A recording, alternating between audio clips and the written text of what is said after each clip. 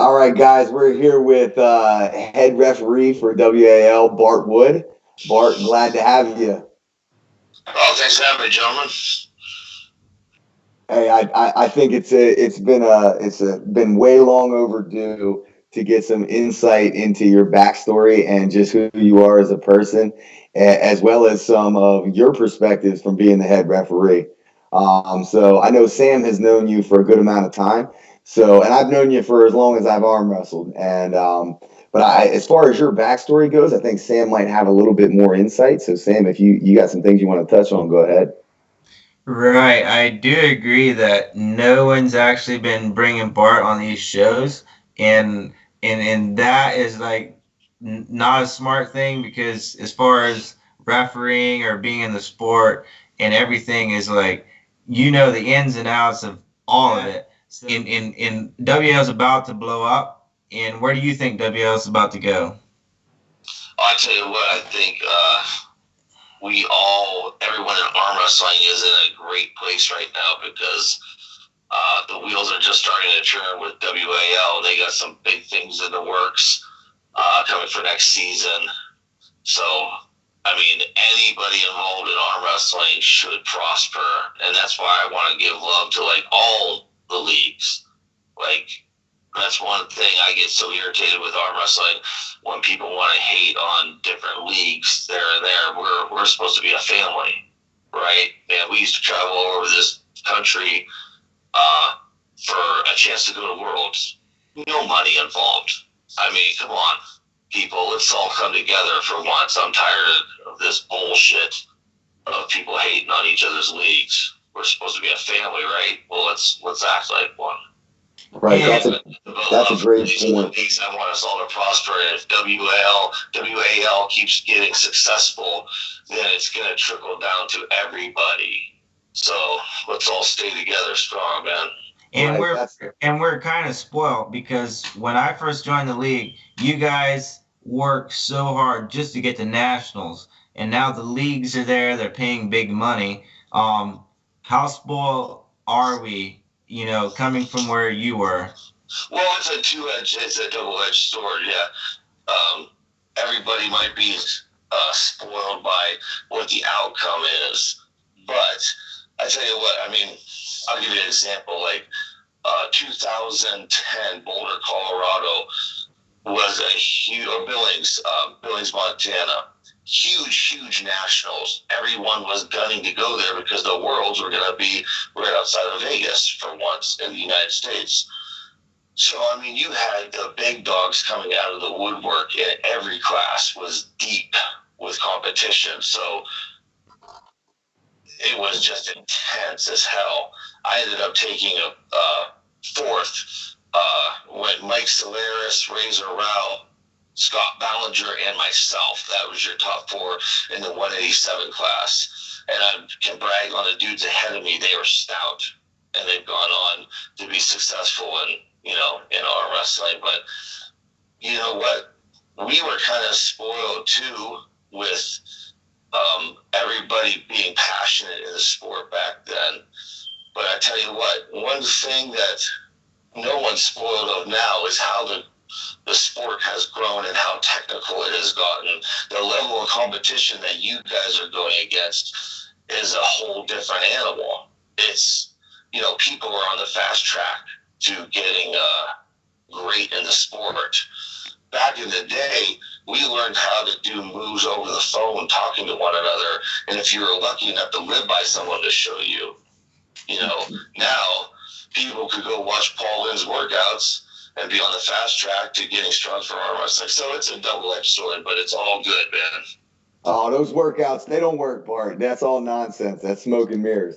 Yeah, right. That brings to a great point though, Bart. So like, can we kind of like start at the beginning of your career, like when you got into it? And I think a lot of people don't really know how many accolades and the history that you've had in the sport, not as a referee, but as a puller. And that's the foundation for your arm wrestling IQ that allows you to be the top referee in the United States. So if you can kind of like walk us through your history, that'd be great. Yeah, my very first tournament, was in 1993. I was a senior in high school, and John Heinowski Sr., who turned out to be like one of my best friends, I was lucky enough that he would take me under his wing and show me how to arm wrestle and how to train for it. And he was a 1991 sit-down world champion. He went to Israel and won the 187 class. He was a stud, absolute phenom athlete. And that was my first one. And then I got hurt working third shift at UPS, and I couldn't train for a big tournament that he was holding here in Erie. So he taught me how to referee as well. And that was my first tournament I reffed in 1994. Oh. Yeah, I believe Mike Solares and Jerry Carteret came to Erie and pulled it. Wow. Yes. That's quite some time back there now. Now, long time. How about your actual career as a puller? I know you've been to nationals a bunch of times. I know you've kind of captained the PA team in years past. So can you kind of talk your way through some of those experiences? Yeah, I was fortunate enough to have some awesome people to travel around with me with Dave Chafee, James Wagner, Paul Talbot. We roomed together and traveled all over the country for years.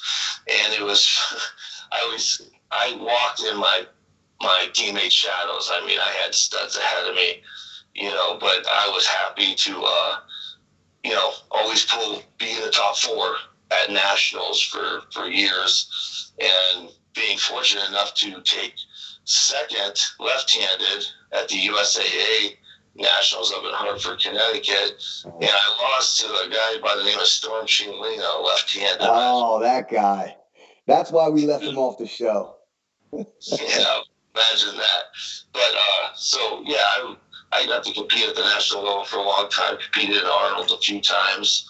Was lucky enough and fortunate to be, casted on Game of Arms. I would say mainly because I had awesome people around me, like Dave Chafee, who was at that time probably he was the best right-hander around in the world, and friends like Travis and James Wagner and stuff. So we all were lucky enough to get on that and help. Kind of that show kind of kick-started a lot of stuff in arm wrestling, and that's all of a sudden when our practices jumped up to 30 people. Like our team, practices relentless, and next thing you know, all the competition.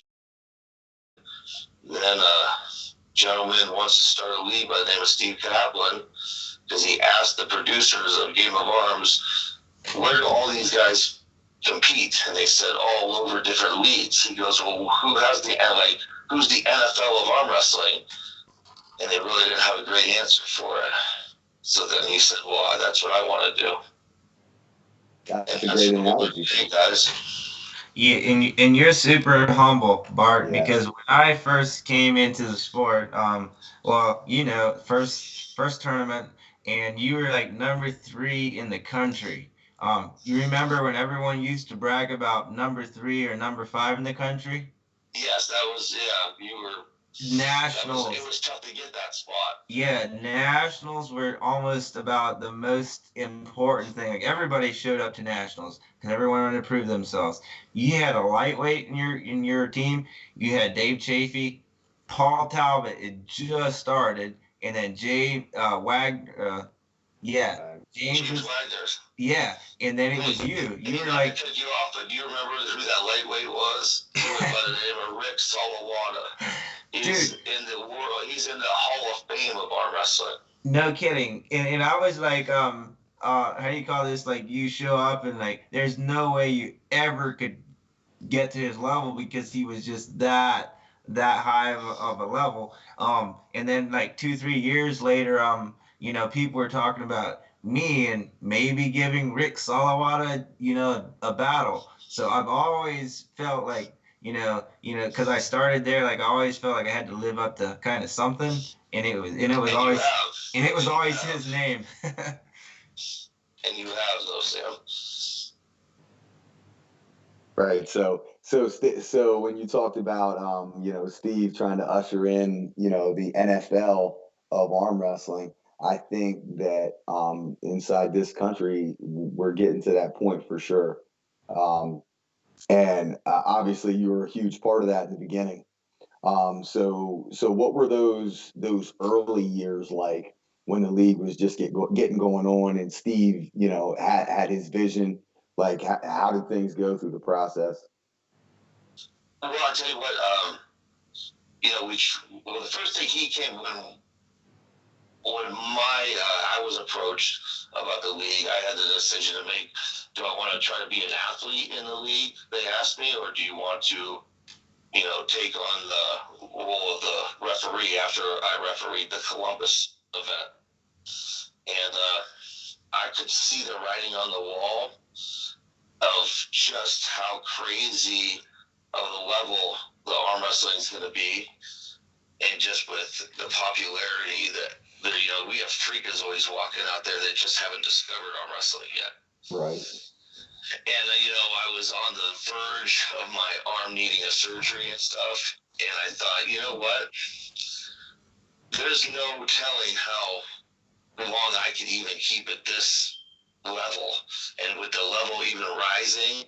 And I enjoy the refereeing and the controversy, and I thought a better way I could stay around all the people I love and the sport I love, even if I can't maintain that level, then what I'm going to try to do is just be the best damn referee I can be, right, and take that position where I can, as long as I'm healthy and I can see, I can keep roughing.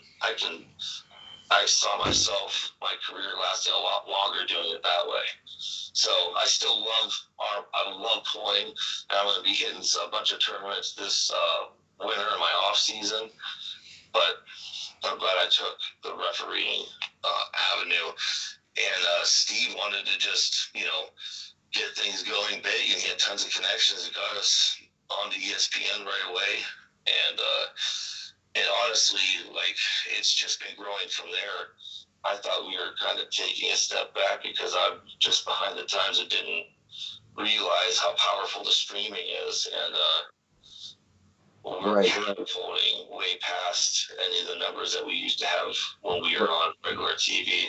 Yeah, and that's an interesting Steve point. is so cool about always wanting to go forward, and people don't understand how hard this dude grinds and where he's going. Like, he's not shooting to get like on base. He's always grinding for a home run and grand slam. And he's got so many things in the works. Things are really going to look up, I can see in the whole world of arm wrestling because of how hard this dude's working. Right. I think it's easy for like us as arm wrestlers and fans of arm wrestling who compete to not really take into account the business aspect that comes behind the league. So a lot of times as arm wrestlers, I still have a hard time with it when I think like, oh, we have this sponsor and this sponsor that would potentially, but like, yeah, he's 10 years ahead of what we might be thinking, where he's, talking with major industries and, huge names in international business and stuff like that. I mean, it's awesome. Pretty insane.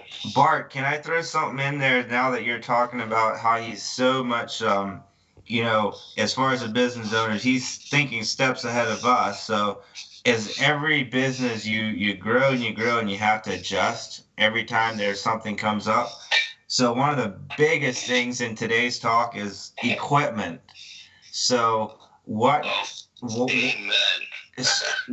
I just want to get your opinion on it. It's neither here or there, just your opinion. You're the ref, and you're a good one. So what's your take on equipment? Oh, you will definitely see a new strap coming for the next season. That's for sure. Okay. So strap is. So is that that much pressure in that strap? It might not hurt the lighter weight guys or even middleweight guys, but the bigger gentlemen that are applying more pressure, that strap is just a hair too narrow and it's putting too much pressure and central point to the hands. And then also the problem we had with it slipping out, I think if we had a little wider material, it'd be grabbing a little better. So we're going to be changing that. Awesome. So that's going to go, and you're going to even see, you know, in the rules, there's going to be some changes, you know, and, you know, everyone is so easy to judge and so crucial. And sure, I'm probably a little protective of WAL because you know, I'm so behind it, but it's growing pains, man. And at least with the league, you can say, wow, they came across that problem. Yeah, they see it. They're going to fix it. The problem is when a problem arises and it doesn't get fixed. That's when you know you got problems. Right. We're always growing and we're always trying to make it better. And like me as a referee, I'm wide open to listen to any suggestions. I want to get better. Everybody needs to try to always get better, and you're going to see that with the league. And you'll definitely see it in the equipment.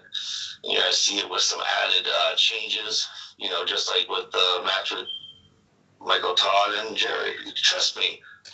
Do you know the pressure when you're in the finals?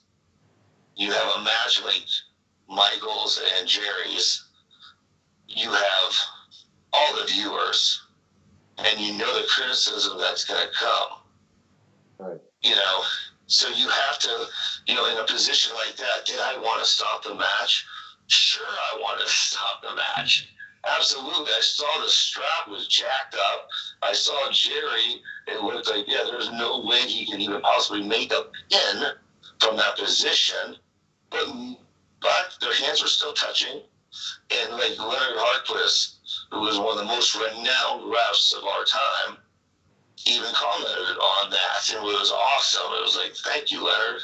You know? Right. Was, so, you know, the hands were apart. So I would be doing an injustice to someone by not following the rules. All I can do is referee the situation in the rules that I'm given. If I went to do AAA, I just have to do the best job you can with their rules. And you agree with their rules. So walk us through that match and how it pertains to the rules, because I think a lot of arm wrestlers, and you know, me being one of them, like, okay, you know, at what point in time do we stop the match because of equipment failure? Well, I actually don't know the rules on that, and I think a lot of people don't. It wasn't in effect. Oh, okay. So my hands, I was like in a limbo. Right. You know, I would be, unless their hands came apart. Right. And me and my heart, I'm like, oh, because this is looking so rough. I'm like, if his hands just come apart, I can stop the match. Right. You know, that there's a slip. Right. And it looked, he was so close, but the tips were still pressed in there. Sure. You know, and it might have been on Jerry's side a little bit, but Michael looked like to have you know, he had a better position. Right. So since I didn't have that authority, I had to just wait. And then unfortunately, Jerry fouled out. You know, imagine if I was to stop that match beforehand on my judgment call, and then Michael Todd goes, "That's not even a damn rule. Right. What are you doing? I had a better position. You're screwing me." So let me say this before we even go into any more detail. To be the head ref on that stage is a thankless job. So, and Travis always says, like, Bart's the best referee there is, but yet to some people, he's still the worst, and he's never going to be anything but the worst. It's one of those things where, like, you know, in football as a ref, you are wrong 100% of the time to 50% of the people. So it's first off, it's totally thankless. So hats off to you. But like, as far as that match goes, what can you walk us through, like, the behind the scenes stuff as to, you know, once the match was called, the 3 fouls were called or not called, and Michael grabbed a hammer and said, you know, he was very adamant. What was going through your head? What were the conversations being had when that was kind of forced upon you guys? Well, I kind of had in my mind already. I knew what the rules stated, and I just wanted to clarify before I made that call. I just want to clarify it. Right. And because I want to give them warning. Listen, this is how it's going down. Trust me, when you have tons of viewers and there's a pressure on you, but you never, as a fan, you don't want to see a championship out end in fouls. But, and me being a say, if I'm the fan, I don't want to see it. As a ref, I don't want to see it either. But it is what it is. And to be legit, straight up, you got to call it like that. You have to. There's no other resource, but you just, and guess what? Sometimes you might be hyped up for a big fight, and then the guy gets knocked out in 15 seconds. It is what it is. It's sports. That's what makes it. Most of it's not predictable. So, then Michael starts losing his temper, thinking that I'm going to judge against him, and things get chaotic, and the pressure is on, and you're like, oh, here we go. I know there's going to be some people pissed off either way, but this is it. This is it. So the gentleman who helps us set these things up had a couple of little simple questions from the perspective of a new puller that I think are kind of pertinent to you. He was wanting to know who is the hardest person for you to ref to keep within the rules. Who's the most challenging? Devin and Mike Saliers. Right. When you say Mike, when he's up against an opponent that has him on the ropes, right, that has him puzzled, that he's having a hard time with, right, and he pulls out all the antics. Right. Right. Now, I know you mentioned Devin, and I think that was probably what Matt was getting at. I think a lot of new pullers think that you and Devin are like that. There's real bad blood between you and Devin. I know he's been very difficult. He's very theatrical when he's trying to get what he wants in the setup. So can you touch on your experience? He really is. I tell you what, off the table, I love the dude. I absolutely love him. I think, he's a great person. He's a patriot of his country. I mean, there's a lot to like about the dude. On the table, his alter ego, the other Devin, comes out. And it's like, oh my God, you are such a pain in the butt. He makes it so, and I'm hip to his stuff. You know what I mean? That's why we battle so much. Like, I know how he likes to try to distract, and he likes to set a fire over here while he's on the other side, just putting gas all over the place to start an inferno. I mean, he's shifty. I know his tricks and stuff, but he's just still hard. He's hard to harness. And he'll push the limit. I've fouled him out before, out of a whole match before. Right. And sometimes he feels cocky enough and strong enough that he'll forfeit a match, sometime during the match, just I think they'll try to wear me down. That's what I think his strategy is. Right. Well, it works, Bart. It works. Smart because he's crafty at the table. And I can tell you what, hats off to you. That means, I gotta just stay as sharp. Right. And catch all that crap. Well, I think that's part of like the for new pullers, that's kind of like Devin always calls it fighting. He calls it a martial art. Yeah. And that's where the art is. The art is trying to get what you can get, and you're not just fighting the person across the table from you, but you're also fighting the strap itself. You're fighting the setup. You're fighting the head ref, the down ref, everybody, to try and gain whatever you can gain or defend against somebody who's trying to gain on you. So I think that's the art of it. I know this is a little bit off subject, but I tell you what, one thing that I've learned from all this refereeing and trying to dissect each guy and knowing, like, okay, here comes Sam. I know the top 3 things I got to really look for. And I say, here comes, Devin, I know what I got to look for. But it's made me pick up on everybody's little things that they do. And doing that, though, it makes you a really smarter. Your IQ goes up. So, like at the table pulling now, I mean, I don't have the horsepower that I once did and stuff, but the knowledge that you've learned from being lucky enough to have like the closest view to some of the best pullers in the world, you're able to just take that stuff in. It's so cool, man. I love it. I'm like, oh wow, you're always a student of the sport. Awesome. What level you are, who you are, right? And it helps me become a better ref. It helps me become a better coach because now I can just take that stuff in and spit it back out to people. It's great. It's a really cool benefit of being the ref.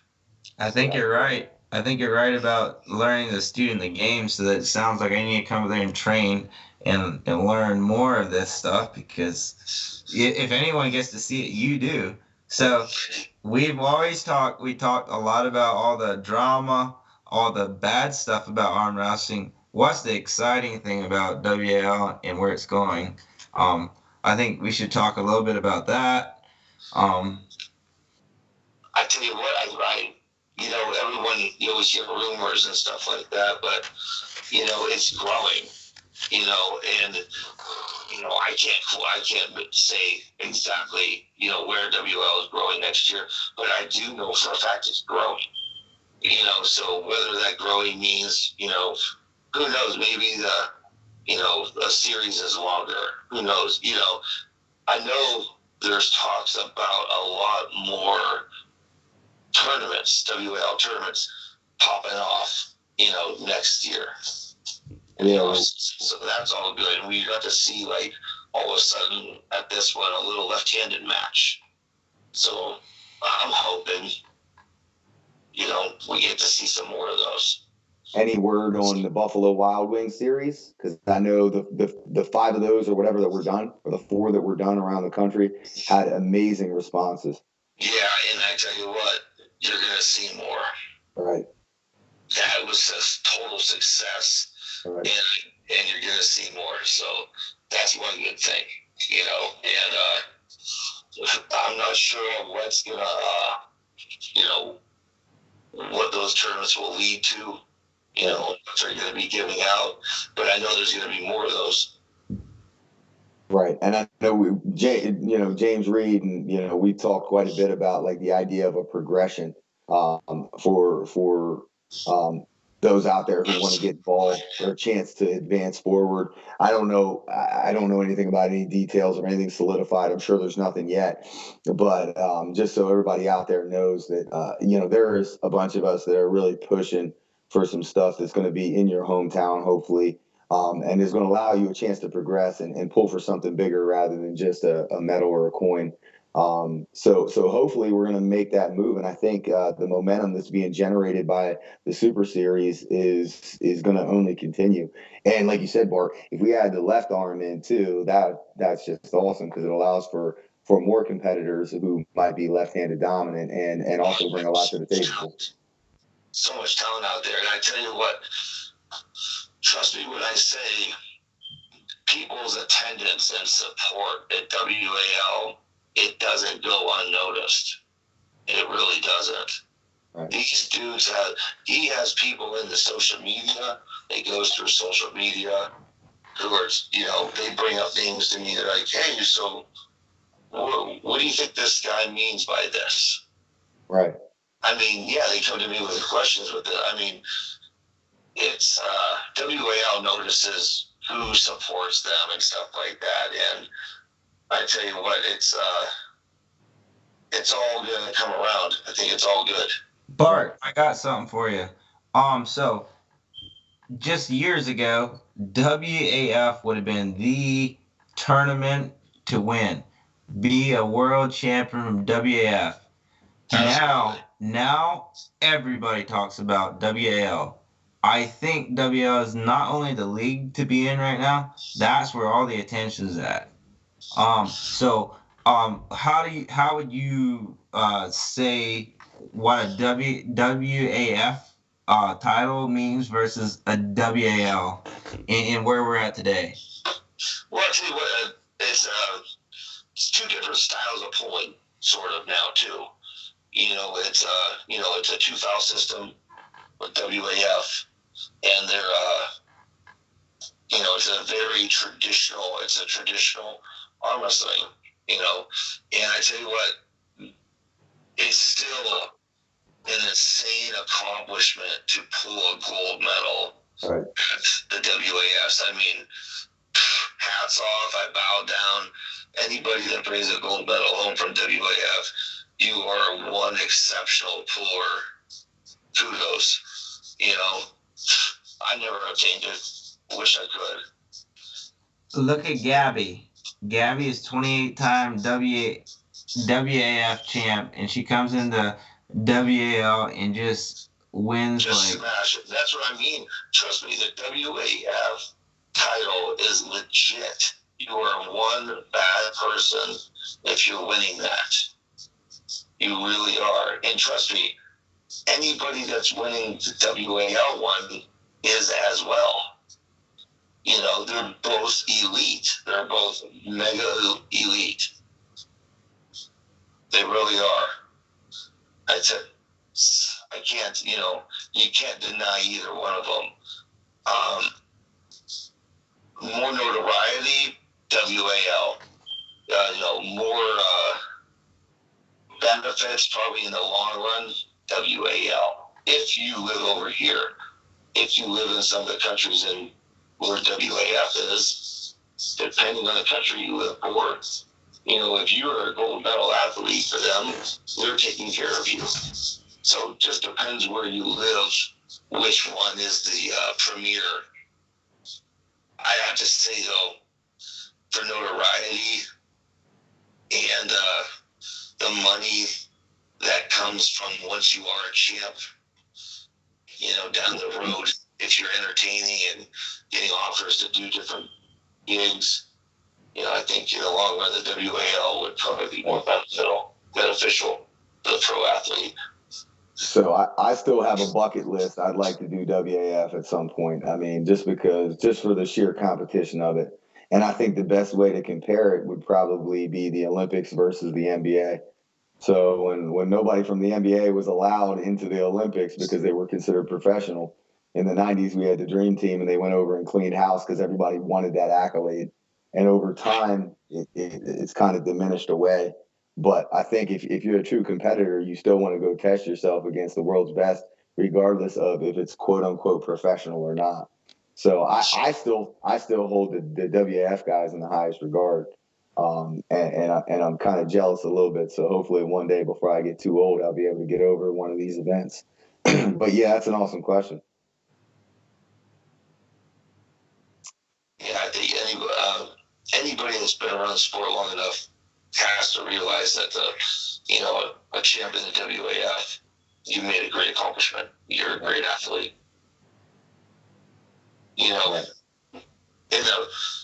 But a lot of the times they come over to WAL until they get familiar with the system, with the running foul, with that setup, with that table, with that low pin line. And it's a different animal. It takes some getting used to. But not real comfortable. But kudos to Gabby. I mean, she was going up against an awesome Sarah. Sarah got hurt in the first match, but tell you what, setting them up, I could feel the strength in different people's hands and wrists. She is so solid, so strong. She's fierce. Right. So I know we've been online here for a good amount of time. So I think I just want to kind of bring it back to what you kind of opened up with, Bart. And you talked about the different leagues and, the brotherhood of arm wrestling and the idea of like coming together rather than kind of deviating between these leagues. I think that's a really, really important thing to touch on. And the idea of the fact that the head referee at WAL is going to be going out this year and actually pulling a bunch of different tournaments for a bunch of different leagues. I think you really hit the nail on the head. Like if we want this, like WAL is bringing our sport mainstream, but it's important that we all support all the other local leagues and the local arm wrestling that's around the country.